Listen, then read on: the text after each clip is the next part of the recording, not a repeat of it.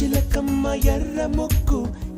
ముక్కులే పిల్లవాకు పూవె పూసిన ఎర్ర రోజా పూత గులాబీ పసిపాదం ఎర్రాని రూపం ఉడికే కోపం ఎర్రాని రూపం ఉడికే కోపం సంధ్యావర్ణ మంత్రాలు వింటే ఎర్రని పంట పాదమంటే కాంచనాల జిలుగు పచ్చ కొండ బంతి గోరంత